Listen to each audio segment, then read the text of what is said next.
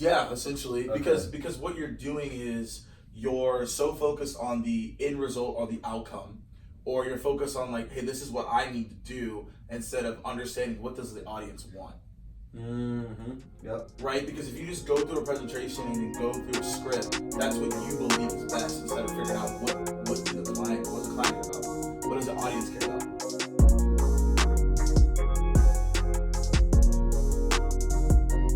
Hello, ladies and gentlemen, and welcome to the Hustle Up podcast, dedicated to all the movers and shakers out there grinding past a traditional 40-hour work week to create those 50-hour, 60-hour, 80-hour, all the time work weeks that only come from living a life by design, only come from working your passion projects, only come from doing something you love. My name is Clint. I'm Jonathan. And today we are sitting down with the great Mr. Morgan Ingram. Hey, let's go.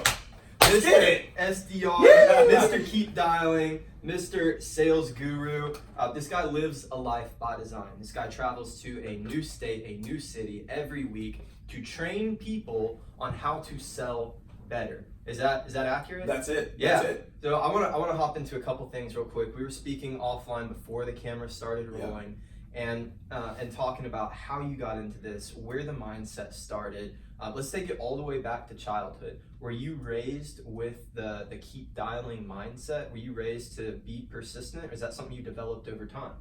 Yeah, I really like this question, Clint, because I believe that everything everyone thinks about and executes on is perceived from their childhood. Mm-hmm. And if anyone debates that, like, you're wrong. Like, everyone's deep, discussion. right? Like, anyone's deep-rooted issues or what they're motivated by, it all happened, and they can all map it back to the childhood. From like 7 to 12, like in that. I would probably say 5 to 12. I would take it back to probably 5. And if you really think about it, you think about, and this is a whole other discussion, but you think about diversity, you think about racism, all that stuff stems from childhood, right? How you're brought up. So for me, how I was brought up is I was the oldest out of my brothers. How many? So two. So two younger brothers, but I had three in total. And in that though, I realized that I wasn't as smart as my other brothers. And to map that in the long term, like my middle brother went to Harvard, right? And now he's doing research assistant at Columbia. And my other brother, youngest brother, built his first computer when he was 11. Oh my God. So like I'm just like I just was the person that was the rebel kid, right? Went out and partied and all that stuff. And so growing up, like I felt that distinction, and even with all that, I always felt like I was the outsider in that family, and because of that, I always felt like I had to prove myself. And even when I came to school, I went to private school, I was one of the only black kids, and I was one of the only black kids who wasn't the star of the football team or the star of the basketball team, and I wasn't the smartest kid in the class. So I always was trying to figure out who I was as that person, and that's led to Clint's question there, to the keep dialing aspect, because I always felt like I had to not only prove it to other people, but prove it to myself. And now it's different, like I'm proving it to me, but I've always had to like continuously like go learn and go figure out stuff, because my skill set is absorbing content and then executing on it, not just me knowing it. And so I've always had to be like, okay, I gotta outprove this person, I gotta outprove this, and it's always been a continuous battle to show that, hey, like I know what I can do for success. So a lot of times, I would say this goes against the grain. Yeah. You'll see younger kids trying to live up to their older brother's achievement, like living in a shadow, right? Are you saying that, hey, I've got two really smart younger brothers, so I had to be a harder working, or I had to? How do you differentiate yourself? Like, where is your niche within your tribe? Yeah, for sure. I mean, you guys, you have brother, sister, single, or just only child? No, I have two siblings younger than me. Okay, so for you, are you the oldest, the youngest? Yeah. Okay, so did you have the same experience as me, or was it different? People were like, they would look up to you? They look up to me. Okay, got it. So in that case, for me, what happened was they looked up to me to an extent because I was the older brother. Yes. But in their own lanes, they just had more intellect. Sure. And I just don't have as much as them. I mean, Harvard and building a computer. Right, exactly. That's what I'm saying. And I'm over here like, all right, what's the best way to take a shot? Like, like what was their relationship like? Like your brothers? Now or back then? Back then. It was good. Like, were you a complete pariah to the family? No, it was good growing up. but my self-awareness is very, very high. Growing up, I always had very high self-awareness, and my intuition was high as well. That's a lot of my execution comes from is just intuition and just self-awareness. So essentially, like, what I was really focused on there was building a relationship with my brothers, and how we built that was video games and hanging out, and we liked all the same shows. So we actually had a really good relationship growing up. It started to descend when my brother's like, I only want to go to Harvard, and I was like, I only want to go out. I only want to go hang out with girls and stuff like that. My whole path changed because on my friend group, but there was nothing that was motivating me. I just was like, yo, I just really want to go make a ton of money at some point, and I want to go ball out, and that's all. At that point, that's all I cared about. My brother was like, I want to go to Harvard. Then my other brother was like, was apathetic towards things, and he just kind of was like, I'm just gonna do whatever. So we started splitting off in different paths, and that's what led to our dissension of our relationship. It's really great now, but back at the school, our expectations were completely different.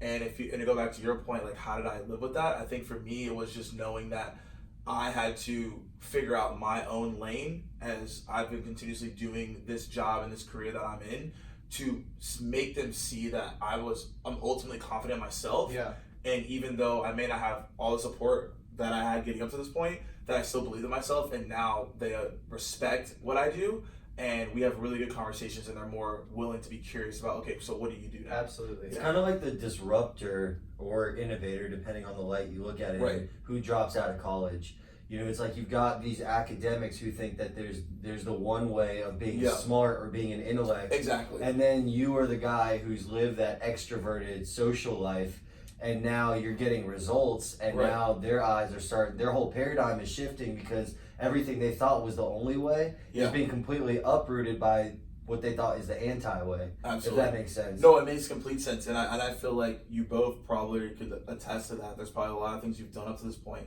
that have been different than what most people see, but it's led to those results, and you're like, hey, this is why.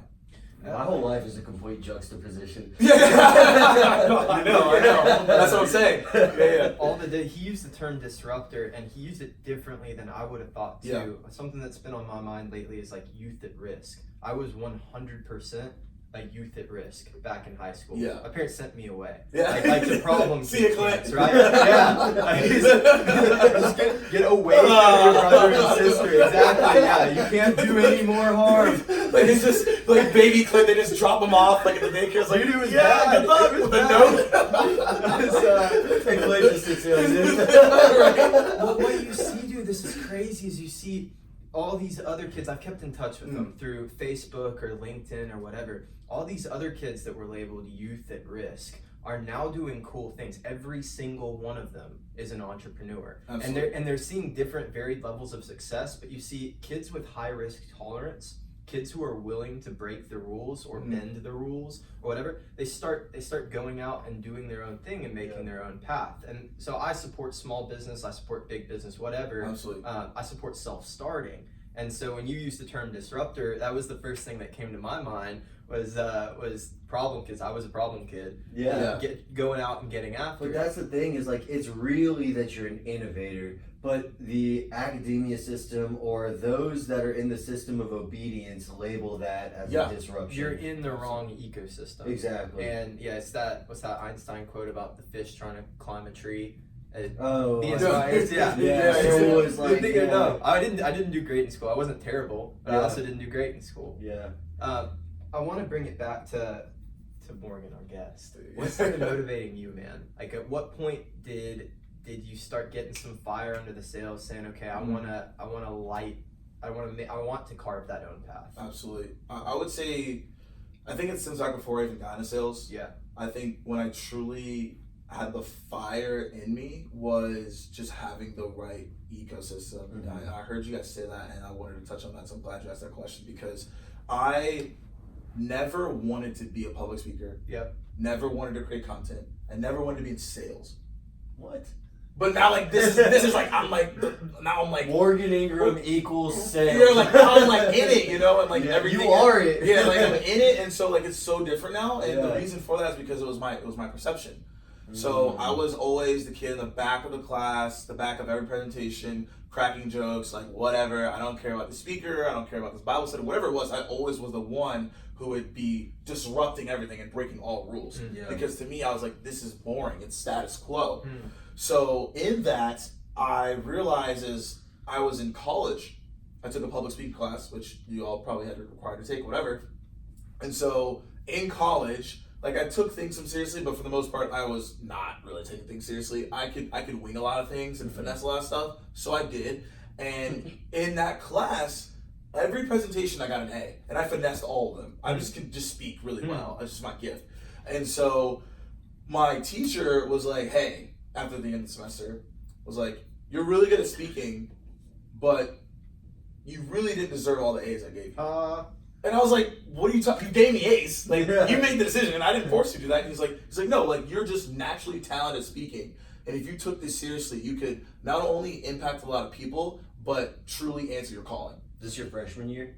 This is my sophomore year. Okay. Yeah. So you're young. So I'm young, and I'm like, yeah, whatever, dude. So I'm trying to make a ton of money. Okay. Yeah, it's like, let's get lit. So, and then, but after that, it was about 2 years later, I started a company. It did well within Athens, Georgia, at UGA where I went, and I got in the newspaper. And so somebody was like, hey, look, you want to come speak to our class? I was like, I heard about public speaking again, right? Wow. But then I was like, okay, fine, I'll do it.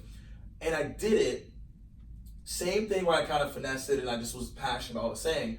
But the difference that time is because we weren't in a classroom, right? It wasn't required. It was more so it was different. It wasn't a public speaking class. And like 5 people came up to me and they're like, yeah, that really impacted me. And like that changed my mindset and a lot of stuff.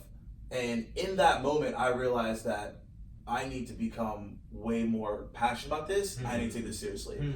And then that's when I started studying YouTube videos on commencement speeches and graduation speeches and keynotes and like everything. I got really, really diligent on it.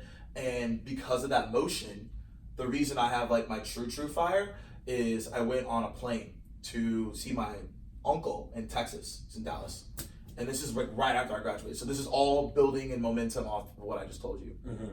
And so I was taking Southwest, and the reason that's important because in Southwest you can choose whatever seat. Yeah. Right? So I'm finessing and I'm like looking for like, where's the most attractive girl so I can sit next to her, right? Like, like that was me, like real talk. And like every attractive girl already had the seat taken next to her. I was like, whatever. So I just sat in the back.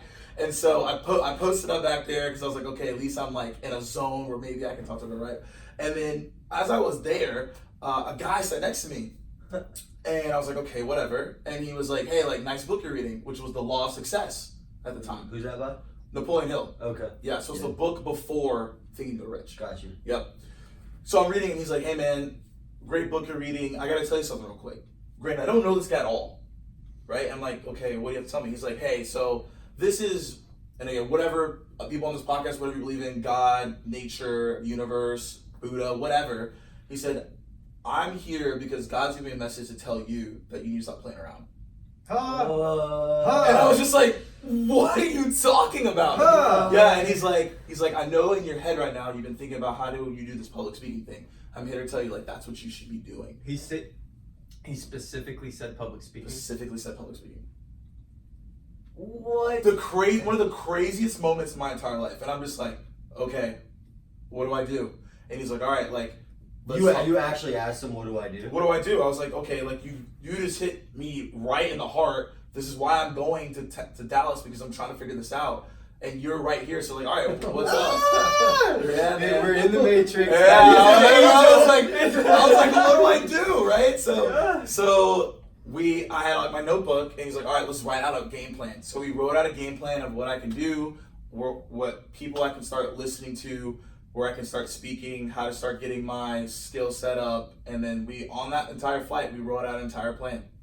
And I still keep in contact with him to this day. And you got off the plane and realized it was Grant Cardone? Yeah! Uncle G! I got you like right, so I'm like, oh dang it. No, that would be fucking epic. Man, it was... Dude, that's already crazy enough, like the fact that he could have said anything else, but he said, hey, and so from that moment I was like, this is what it's meant to be. And then from there, I knew that I was put on this earth to just speak and bring impact. And you know, whatever happens and whatever people say about me, it's fine. But I know from the experiences I've had in my life and the conversations I've had, like this is what I'm meant to do. Now, in what capacity, I don't know what that looks like yet, right? It'll get refined. Right, but I know this is the lane I have to be in right now. And from that, we were like, okay, what's the goal? It was like the goal is to be the best motivator of all time. So I'm really pulled by that. And I think I'm also, what my main motivator is at the end of the day is I'm trying to be the person that my younger self needed. Yeah, absolutely. So every day I'm like, how can I be that person so my younger self could be inspired by that? Yeah, and that takes a high level of self-actualization and like hyper-awareness. Oh, absolutely. Because, you know, there's grandiose things that happen, like someone comes out of left field and says something like they're a direct like vehicle of the universe or God, like giving you a sign. But sometimes you've got, the more self-aware and in tune you are, the more you pick up on these signs, which are all just little like anecdotes of affirmation that you're on the right path. Yeah. Like that's a affirmation that you're doing the right thing, like you said. Right. And you have to reach a level of self-actualization to be able to not just be aware of them, but capitalize on them. Kind of like what you were saying. Like, Absolutely. stop doing it all up here and start bringing it out here. Yeah.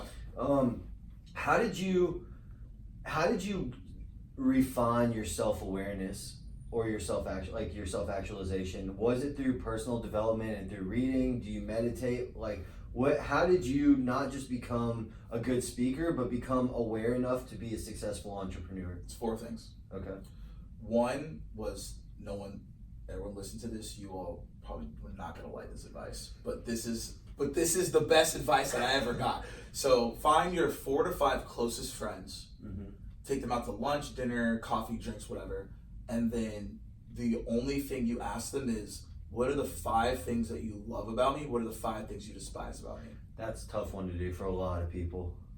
If you can do that, your self-awareness goes through the roof, and your humility goes through the roof as well. So I chose 4 to 5 friends when I was in college. I actually need to do it again because it's been a while. And I sat them down and asked them that, and I got amazing feedback across the board, and that helped me understand how I can be better, not only as a speaker, but as an entrepreneur and just as a person who is continuously on the move and on the grind, and helped me become a better friend as well, and better just at relationships. Were you able to fully detach from their feedback and listen in a reflective way instead of like getting angered by anything they say? I mean, we're emotional beings, right? So like, you're like, oh, that's not true, but like at the same time, I set the stage. I was like, hey, you can be 100% honest with me. If I get emotional about something, it's because that's just my reaction. It's probably because it's true. Yeah, exactly. Exactly. But that's true. But that's my reaction. But like, I'm listening to you. I don't know. Have you guys tried that before? Or? I've actually never done that. I've heard about it, and I don't have that barrier. Like, there's no reason I wouldn't. I just haven't. I think it's. I'm glad that you said that, because that's something that you talk about in personal development, that it's always do this, like try this, but I don't think a lot of people do that because of that barrier of, I don't know if I can take the feedback I'm going to get, which, you know, it is a problem. But that's such a huge thing, is like breaking down that ego, and because you have this whole illusion of who you are in your head based off what you think, which is really like a aggregate of what you perceive everyone to be perceiving you as. Absolutely. So to get 5 primary sources perceptions of who you deem would be a ideal meritocracy for who you are. Absolutely. That makes a lot of sense to me. All right, so what's the second one? So the second one was just personal development in general. So that's reading books, that's podcasts. I took an entire year and I didn't do 3 things. And this is what actually took me to the next level. I didn't drink at all, started getting drunk. For 1 whole year. 1 whole year. I didn't have any relationships with girls or any sex at all. What about no fap? There was nothing. No, like, complete semen retention? It was just like, yeah. This was aggressive. No, we talk about harnessing your sexual energy to create focus. Because I wanted to, because you know, the sexual transfusion, right? I wanted to make sure that all my energy was focused on work and accelerate at the highest degree. So I tried it out. It worked.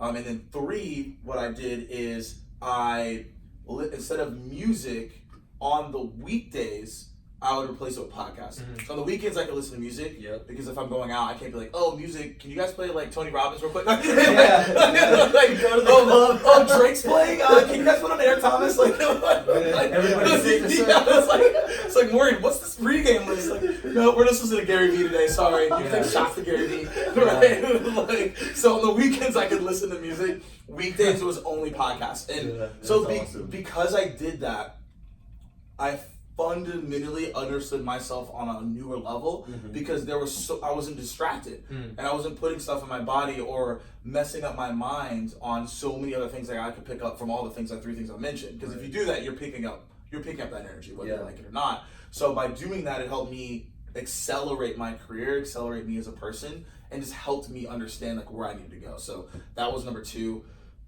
Number 3 thing I did was I got mentors. Yes. I think Say that again.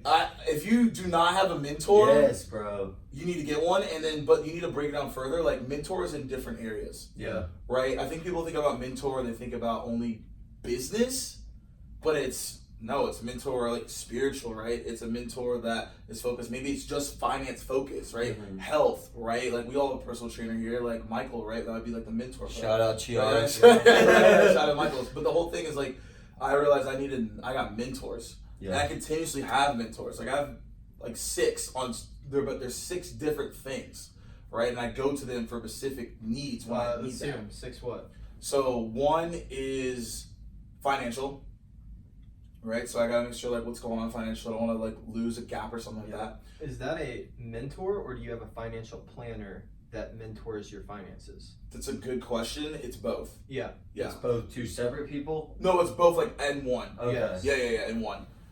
Because I don't want to have 2 separate. I don't want to have to get advice from here and then executing here. Yeah. I wanted it to all be in one. So then it's just the same. Yeah.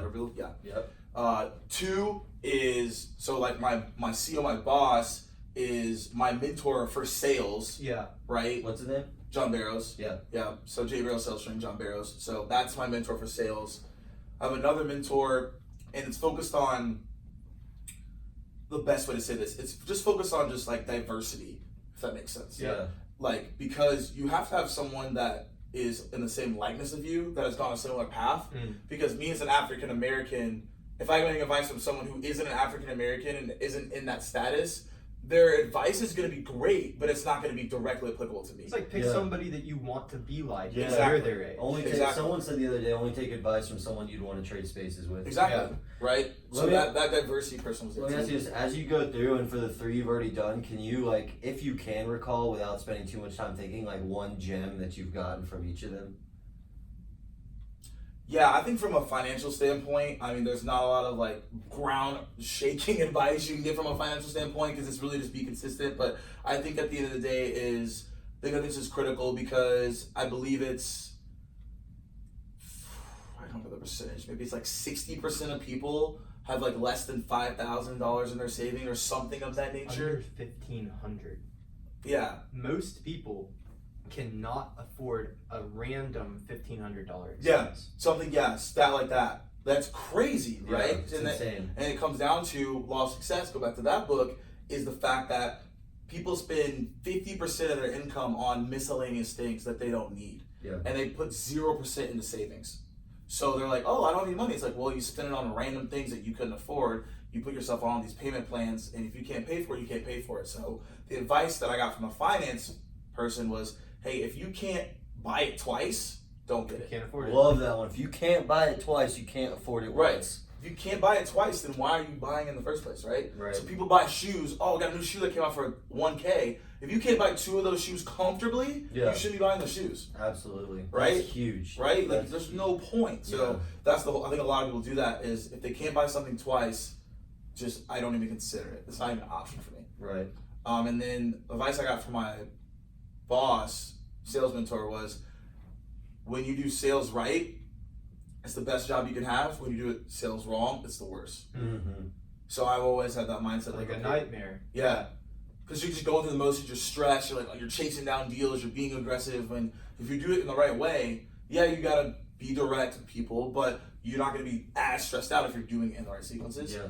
And I believe the best advice that, I mean, we talked about this yesterday, that I got from my other mentor was, hey, you need to start having conversations instead of presentations. Conversations instead of presentations. And I love that. I love it. Like, his name's Roger. Like, he gives me that advice all the time, and I always think about it as like, okay, when I do a presentation, when I'm talking to people, it needs to be a conversation with them, not like I'm talking at you and telling you what to do directly, which I'm there to guide you, but I'm not there to talk at you. And also at the same time, you know, what I've realized as well is that it just ultimately comes down to just being fluid in your conversations is what I got from him. And the more fluid you are on who you are as a person and what your craft is, the more you're going to excel in whatever you're doing across the board. Yeah. Yeah. Cool. So that was from him. What about the diversity guy? That was the diversity guy. No, I thought that was Bar. Rajic is that. Rajic is, okay. Yep. And then John Barrows said the sales. Okay. Yep. And who are the other three, and what are their gems? Yeah. So I mean, Michael comes into play, right? Chara. Yeah. He comes into play. Like, that's the fitness mentor, right? And I think essentially, I mean, he drops gems across the board, and he has 1,000 acronyms that I don't even want to go through right now. Yeah. He's like, Edge, this is what? I'm like, bro, I don't even give like a booklet of acronyms that you just are prepared for at all times. Yeah, like, it's like, oh no. But the reason, there's a lot of nuggets I get from him, but I think the one that I continuously always think about is he's always like, hey, like, think about the long term of your health. Yeah.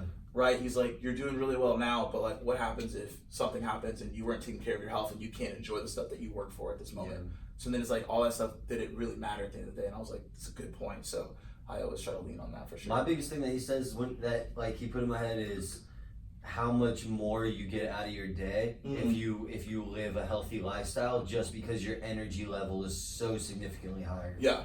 That's my Chiara gem is just do it so your day to day has more efficiency. Absolutely. Love it. The last two. My other mentor, he sold a company to Salesforce. So yeah, massive exit. So he understands the game. He understands obviously how to make money, but also at the same time, in lieu, he's like my spiritual mentor as well. So we have like faith conversations. So like, he's kind of the lieu of like, he has the most wisdom out of all my mentors, I would probably say. He's been the most successful in his career so far, based just on stats alone, right? Yeah. On accolades. And the best thing that he's given me is two things, actually. One is humble confidence. So essentially, like, don't be arrogant, but be confident in what you do. Yeah. But let those actions speak for themselves, and don't profess that. Don't be like, hey guys, I'm top 20 in this, I'm top 25 in that, I got these 3 deals I closed. Like, no, you don't need to say that. Now, obviously, there's times to celebrate that and tell your close friends about it and your family, absolutely. But I don't need to post something on Instagram where it's like, hey guys, you know, like, unless it's like amazing, right? That's right. That's the whole thing. And then 2, he's like, you need to figure out what your porn is. And I was like, bro, what are you talking about? And then he was like, he said, what that means is, what is preventing you from your greatness? He's like, you got to figure out what that is.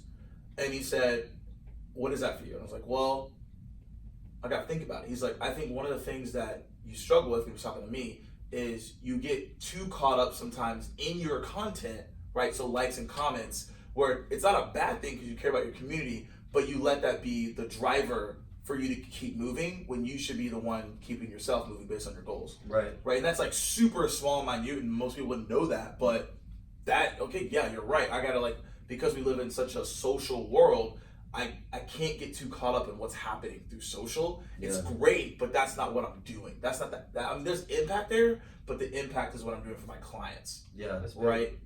And that's what we had to have that conversation about.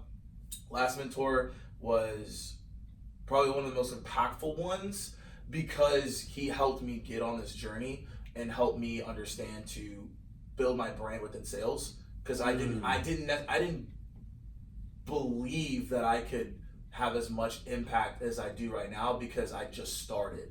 Yeah. There's people who put out content that 20, 30 years of sales, right? People that have more sales experience posting content than I've been alive. Yeah, for sure.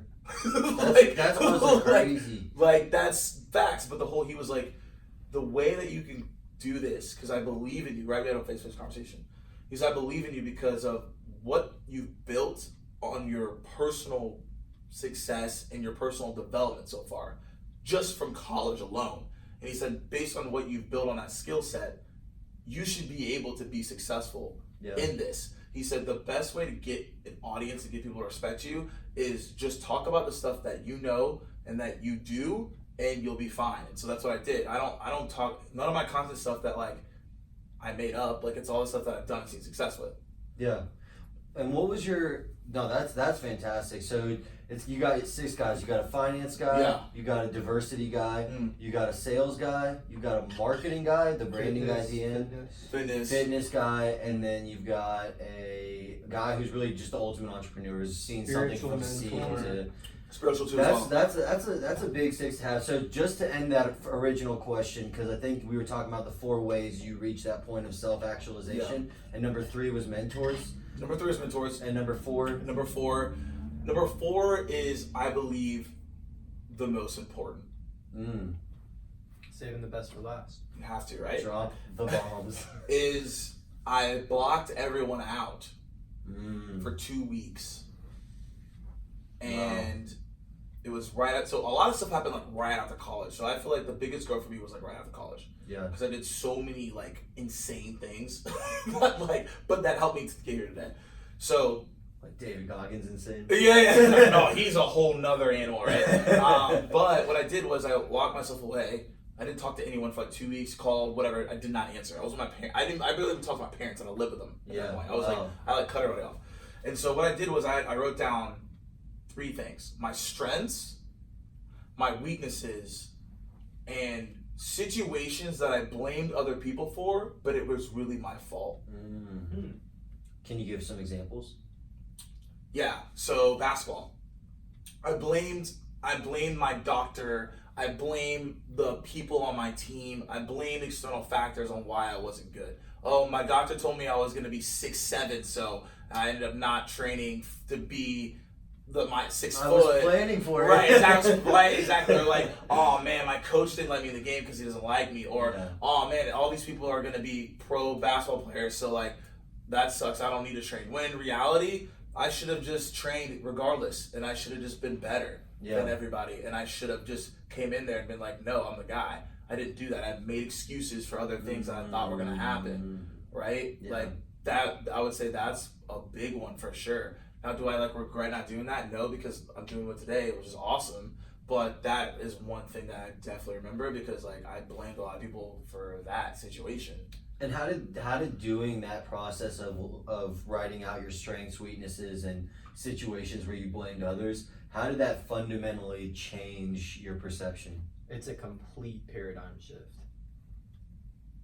I mean, you can dive into it. I mean, it sounds like I'll dive into it, but I want you to go. I feel like you have something you want to touch on. Well, when you stop blaming others, this is what we talk about with Frankl all the time. Existentialism, man's search for meaning. The only thing that you own is your response to a situation. Or that's the one thing that can't be taken away from you, how you're responding to something. So when you stop, and I love that you wrote them down, you studied them, you analyzed them, right?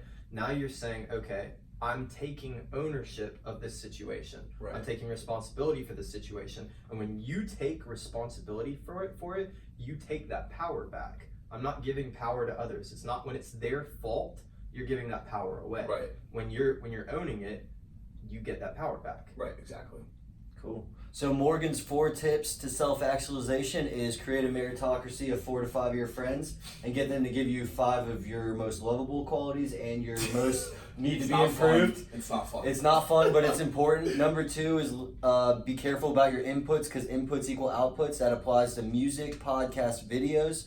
Number 3 is get mentors. He laid out the 6 he has. I'd go back to that part and follow that blueprint. Financial planner, sales mentor, someone you want to be one day, fitness trainer, spiritual mentor, and I honestly didn't get a term for number 6. I've got the journey building your brand. I would say he's like a genie. I don't like that's literally what it is. Like I call him and he just has the answer. Yeah. Like, there's no specific lane. I call him and he just has the answer. There you go. Yeah. Number 4, cut yourself off from the world for, he used 2 weeks, however long, and make strengths and weaknesses and situations in which you find yourself blaming others. Write that down and study it. It's like a personal Cool. That was diagram. awesome. That's some of the most fire stuff. Yeah, I've I ever appreciate it. Thank you. Practicality on how to attain a level of self-actualization is such a huge fucking message right now. Because Absolutely. it's not just, I think we're getting to a point where, like you were saying, everyone it's all up here. Everyone understands that we need to be self-actualized, but how do you get there? Absolutely. How do you put your ego aside? What steps can you take if you can't meditate, or if you want something more practical than what Eastern philosophy tells you to do to achieve that? And that was very helpful. So Absolutely. yeah, appreciate that. One thing I want to go back to is conversations instead of presentations. Yeah. What does that mean? I think we have a good gist of Right. what that means, but deep down to the core, like dive me deep and use the sales lingo to help me understand. Because when I started, it was all about pitch decks, and I wasn't going to a meeting unless I had a perfectly catered pitch deck. Yeah. But as I've evolved, I see now that really we get in the door with a one-pager, and then it's conversations after Right. that till close. Yeah, so essentially when you think about conversations instead of presentations, and my mentor Roger told me about this one, Yep. is we go into a certain mode when we are going to business, right? So my mode is called like Morgan J. Ingram mode, right? So that means I go like in sales mode, and I go like into like a completely different, not a completely different person, but it's a completely different style, right? Yeah. Instead of me just being me and just having a conversation with you, but still knowing my craft. Is this how you would define what you said earlier as doing right sales and wrong sales? Yeah, essentially, Okay. because what you're doing is you're so focused on the end result or the outcome, or you're focused on like, hey, this is what I need to do, instead of understanding what does the audience want. Mm-hmm. Yep. Right? Because if you just go through a presentation and then go through a script, that's what you believe is best, instead of figuring out what does the client care about? What does the audience care about? Because like, for example, I'm about to go to Europe here soon. My delivery is going to be a little bit different than if I delivered it in Atlanta, Georgia. How so? I mean, cultural differences. Yeah. I can't talk as fast. It's a lot of stuff. Like that, right? Okay. The way that I talk about sales has to be a little bit different. Huh. But I have to know that. How do you prepare for that? I talk to people over in Europe. Okay. I read on how they would receive presentations, and then I just can navigate through there. So you like Google how to give a presentation in Europe? Yeah. How do they best receive presentations? What are things I need to think about? How can I be diligent? All that stuff. Wow. I saw something really interesting. I was at it was a sales training seminar, and he had 5 or 6 categories up that he was prepared to talk about. Yeah. And he put a poll up. He said, go to this website, just click 1 through 6. What do you guys want to hear most about today? You want to hear about this? And some of it was tailored toward leaders or business owners. Absolutely. There were fewer of them in the room. Some of it was tailored toward your guys out in the field, and that's what it ended up being. But he was prepared to talk on all 6 of them, right? So whatever it was dynamic, whatever the crowd wanted to hear. Yeah. And that's what you have to get to, because you have conversations with someone, right?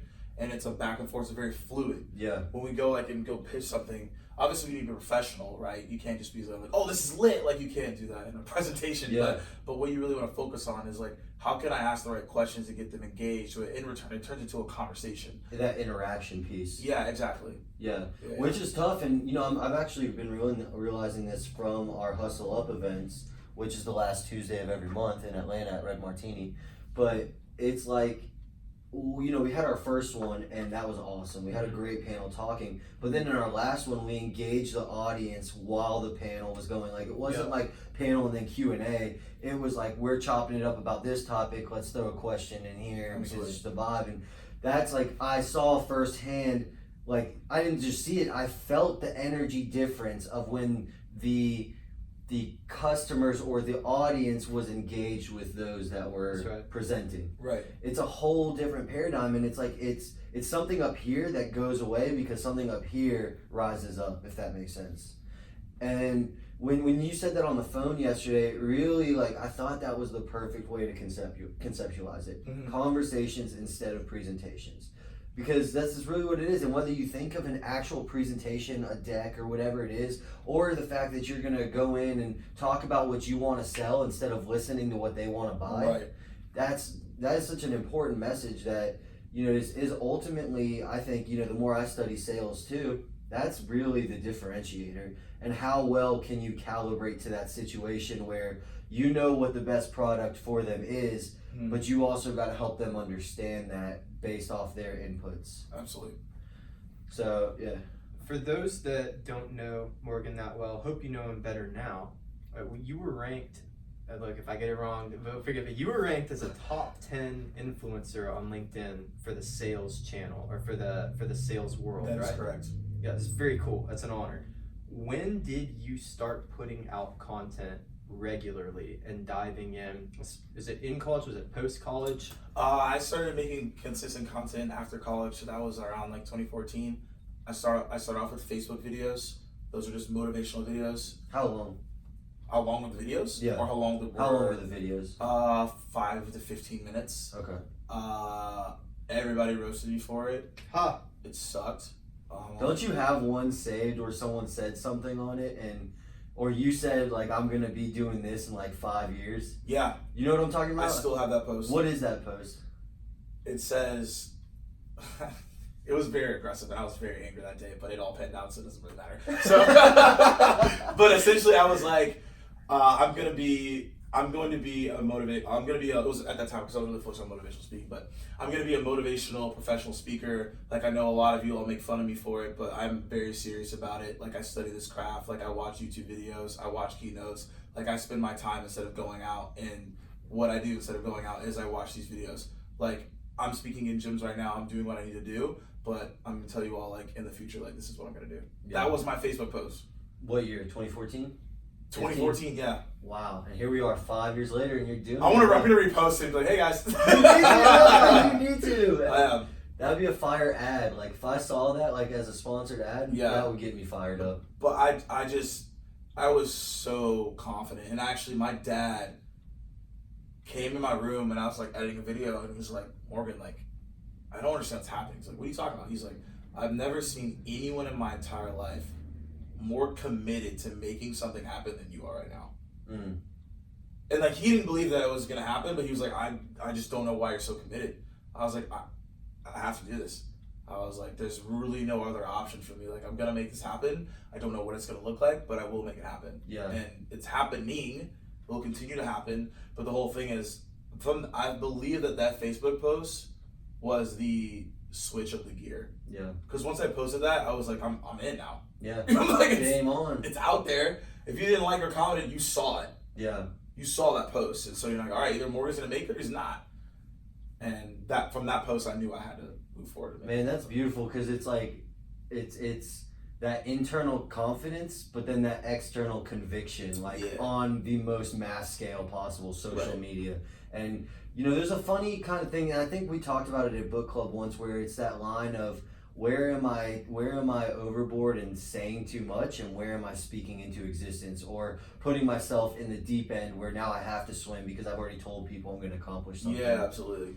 So that's interesting. I want to talk more about Morgan, who the person is, because I think but I want to ask one more question, but I think a lot of people get caught up in the Gary Vee thing of you have to throw your life away to become the successful entrepreneur, and you do balance the play hard, work harder, which we spoke a little bit about yesterday. Absolutely. Life always comes first, but you always need to be aware and capitalizing on opportunities. So before I switch topics real quick, and if you have any more sales questions too, what are a few just solid sales gems that, you said you're always looking out for your younger self? Yeah, what would you tell your younger self to help you get to where you were at now in less time?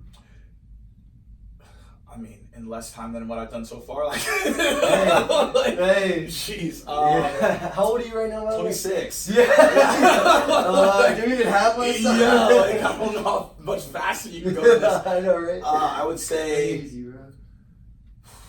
It's really sales. There's no silver bullets. Mm-hmm.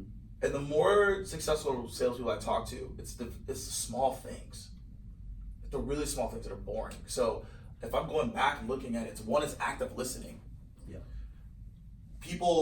We all are programmed to think of, like, when we talk to someone and you hear them talk to you, you're like, I'm waiting for you to finish so I can state my point. Hit the next point, yeah. Or ask my next question. Yeah. You're not really listening to them. Yeah. You're just like, whatever you're saying, I don't really care, but I gotta say what I gotta say because I'm gonna let myself talk. Yeah. I think that's number one.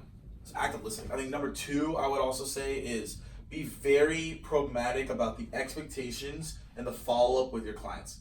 I'm the most anal person when it comes to my follow-up now. Like every meeting's like, this is what we talked about, this is what we're gonna do. Like everyone knows the next steps. Yeah. If you drop the next steps, then the client will drop on you. Yeah. Right? So you gotta know that. That's my biggest thing is never leave a meeting without action items for the next step. If you don't know it, then what do you think's gonna happen? Nothing. Yeah. Right? I think also at the same time, like creating humanity within the process. I think again it goes back to the conversation versus presentation. So not too much context on that one, but really like create humanity within the process. Like be you, don't be someone else. In that, it doesn't make sense. I think I've tried to be other people from time to time that I've slowly been able to carve away and not do that. And then I think also like the lasting piece of advice, which I feel like is very critical, is understanding how to ask great questions. Yeah. I think people underestimate the power of questions. Yeah. Because Seth Godin, you guys probably heard of him before. Shout out Seth Godin. He says, hey, the questions that we ask is predicated on how people answer us, right? So if you ask a very soft question, you're gonna get a soft answer.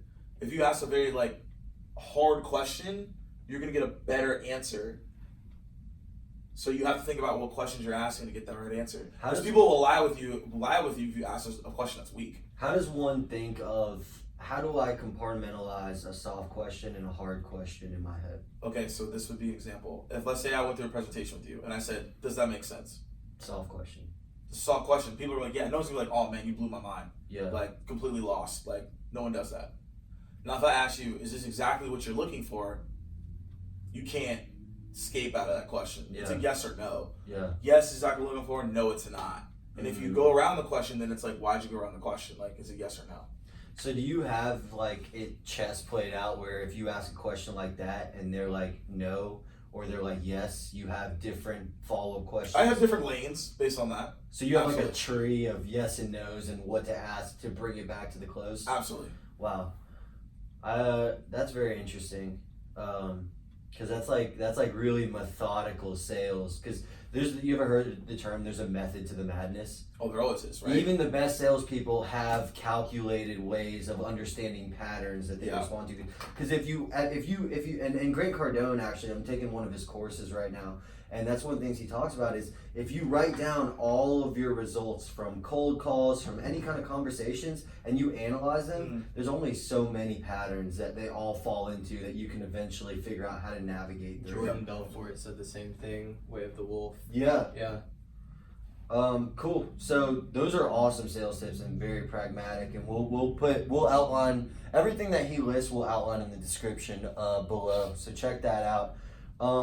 So on the podcast, we like to talk about mindset / spirituality, business, fitness, and relationships. So being a man who is completely on the move with your business all the time, like 24/7, like you said, you're not going to be here in Atlanta for more than a week in the next 2.5 months because you're going to be traveling. Yep. How do you maintain your fitness and how do you maintain a relationship or how do you keep that part of your mind at bay? And I know there's two decoupled questions. Intentionality. Okay, bring them together. And so when it comes to the gym, it's being very pragmatic with the schedule. Like it's just linking up with the personal trainer Michael to be like, okay, this is where I'm going this week. Let's map out workouts for that gym in that hotel, etc. And making sure that like I commit to that time to do it, whether it's I'm landing or I'm coming in the morning. All schedule each week is different, so I just have to map that out. So that's just on my end. And then when it comes to like relationships, I have to say no to a lot of people.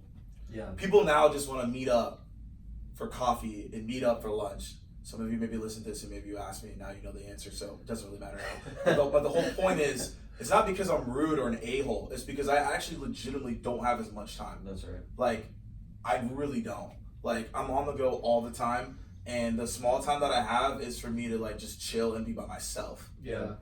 Because ultimately, I know the majority of the reason why people want to catch up with me is they want to ask me questions about what's going on in my life.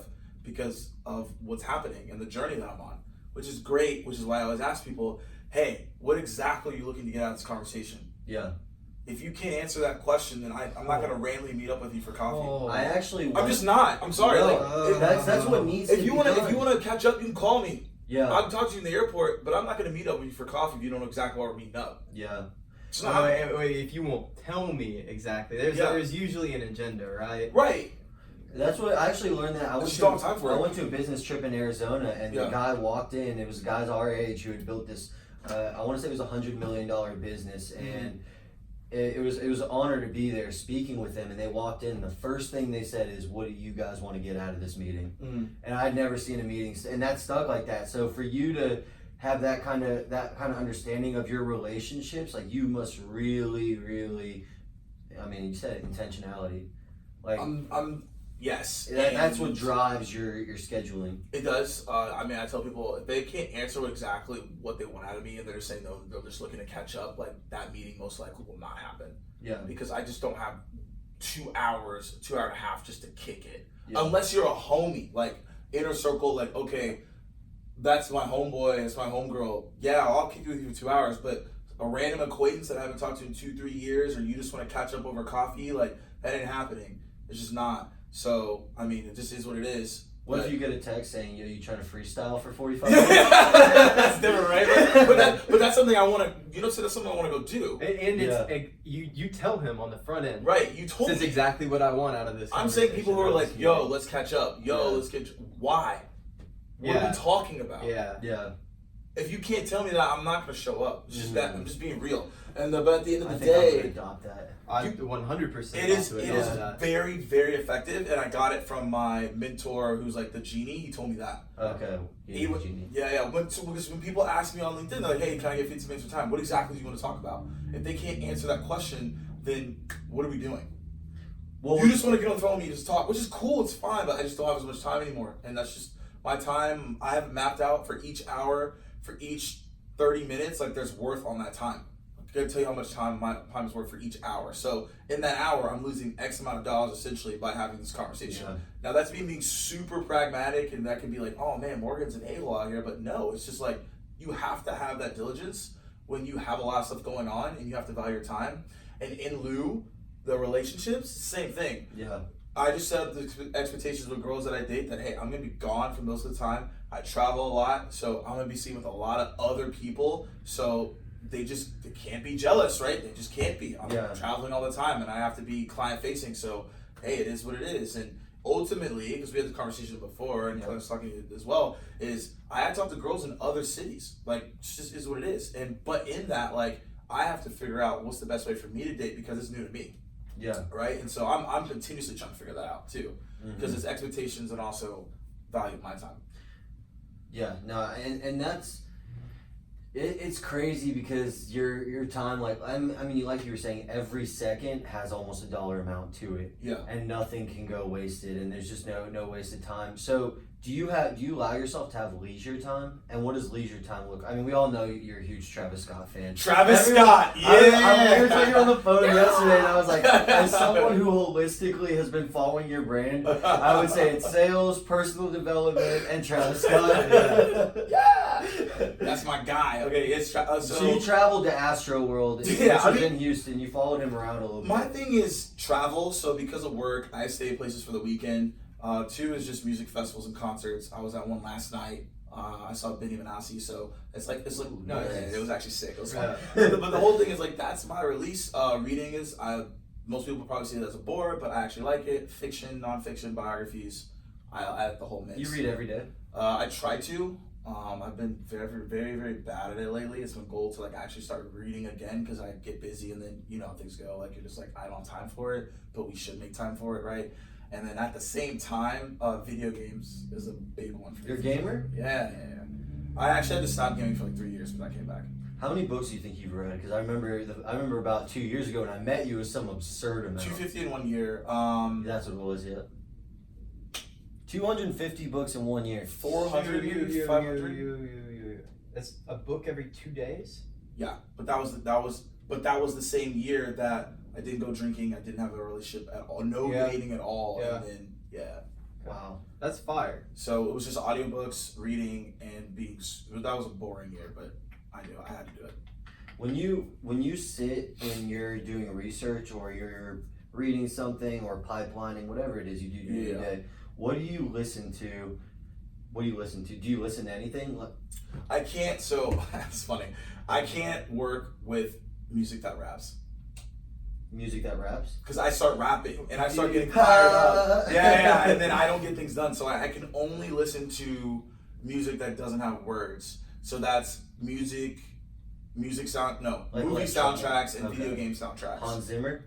All that stuff. Yeah. I have to listen to things that are instrumental. It puts me in a creative process, and essentially, I don't know if you all know this, but if you listen to a certain playlist over and over and over again, it automatically programs you into creative mode or whatever mode you want to. Why is that? Like the repetition? The repetition of the music, and then it like from like a brain level, it like snaps, and then boom. So like anytime I want to be creative, I have a playlist. It's called like Epic Playlist or whatever, and I click it, and as soon as that song hits like 10 seconds in, I'm like locked in. Wow. Because that's what I've been using for the past 3 years. That's the playlist when I'm like, okay, I need to work. Yeah. Huh. What's yours? Classical?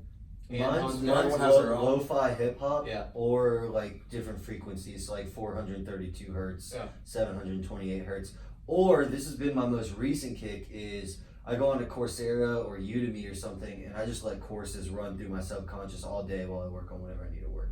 Like that Grant Cardone one, I don't even keep the screen open.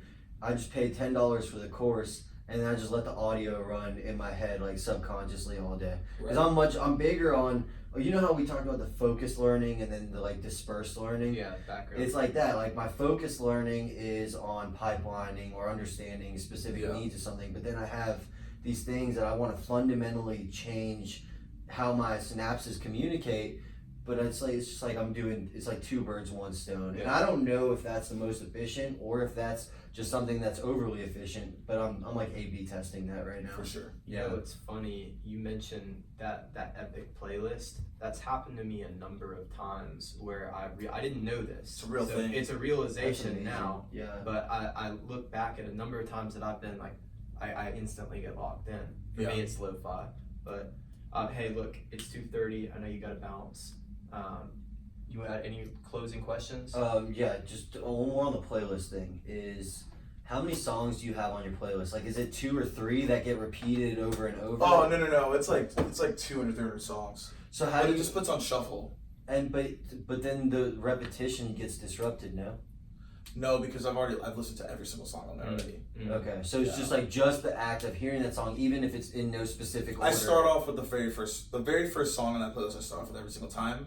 Then it goes on to shuffle, but I've heard all the songs on that playlist because I've been using it the past 3 years. Those neurons are firing in the same way from hearing that music and being in that state. It speeds it up. It's just the start point.